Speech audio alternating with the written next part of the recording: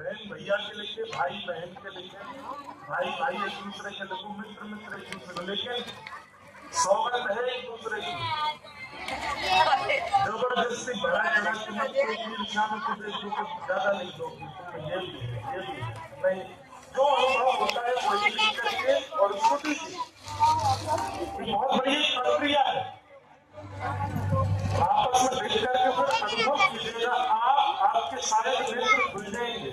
कई ऐसे दोष होंगे जो आपको लगता ही नहीं है कि आपके अंदर है, लेकिन सामने वालों को वो दिखते हैं, वो दोष आपको पता चलेगा। उन समस्त दोषों को ठाकुर जी के हवाले कर देना, क्योंकि सब दोषों के साथ ठाकुर जी मिल जाएंगे। अगर एक दोष उनमें है तो ठाकुर जी के मिलन में बाधा आ सकती है, और वो दोष क्या है? ईर्ष्या। अगर सामने वाले ने लिख दिया कि तुम्हारे अंदर ईर्ष्या भी है, मैंने कभी अनुभव किया था, तो आपको चिंता होनी चाहिए। क्यों? क्योंकि ठाकुर जी मिलेंगे। नरसिंह मेहता से इतनी ईर्ष्या करते थे सारे जूनागढ़ वासी कि 700 मुद्रा लेकर के द्वारिका जा रहे उन संतों से कह दिया कि जाओ, यहाँ इस नगर का सबसे बड़ा सेठ नरसिंह है, 1000 मोहर से नीचे की तो वो हिंदी लिखता नहीं है, तुम लोग जाके जन्म पकड़ लेना, रोने लग जाना, मुंह मारने लगना, और कैसे भी करके उनसे हुंडी लिखवा लेना, 700 सोने की मोहर उनके घर में धर देना। संतों ने वैसा ही किया। संतों को देख करके नरसिंह मेहता जी धोने लगे, माला पहनाने लगे। अच्छा, उन मन चले लोगों ने पहले ही बता दिया था कि तुम नरसिंह मेहता के पास जाओगे तो वो तुम्हारे पैर छू करके, धो करके, माला पहना के मनाने का प्रयास करेगा कि तुम हुंडी मत लिखवाओ, लेकिन फिर भी तुम माला नहीं लिखवा लेना उससे। नरसिंह मेहता तो बेचारे संतों को देख के प्रणाम करते थे, चरण धोते थे, माला पहनाते थे। संतजन कहने लगे जरूर हमको मनाने की प्रक्रिया चल रही है कि हम हुंडी ना लिखवाएं। संतों ने कहा नरसिंह जी हमारा एक काम कर दीजिए। बोले क्या? हमको द्वारिका जाना है, बीच में बड़े लुटेरे और चोर उचक्के मिलते हैं, हमारा धन लूट लेंगे, हमारी पूरे विश्व भारत की यात्रा पूरी हो रही है, द्वारिका में हमको भंडारा करना है, 700 सोने की मोहर जैसे तैसे हमने बचाई, इनको रख लीजिए, हुंडी लिख दीजिए।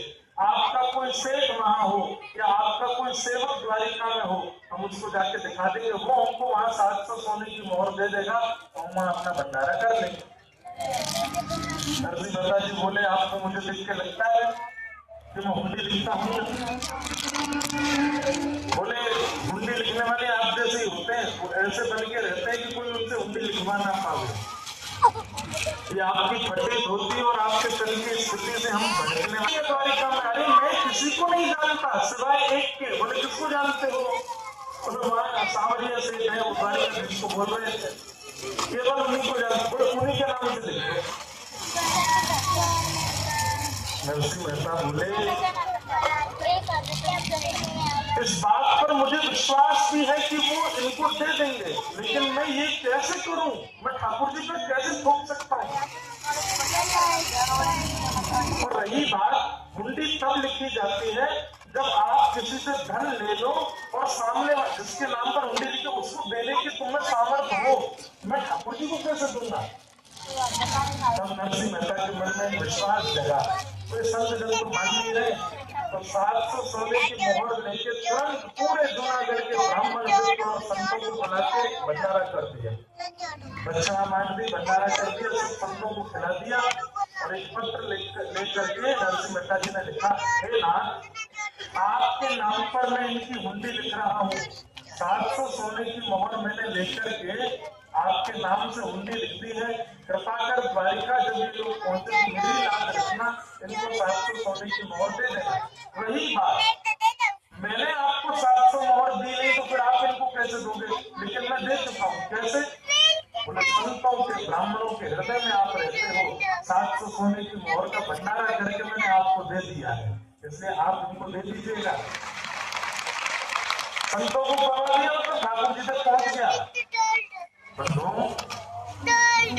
ठाकुर जी के संग कोई प्रक्रिया करने की इच्छा हो, ठाकुर जी नहीं मिल रहे हो, तो किसी साधु, किसी महात्मा, किसी भक्त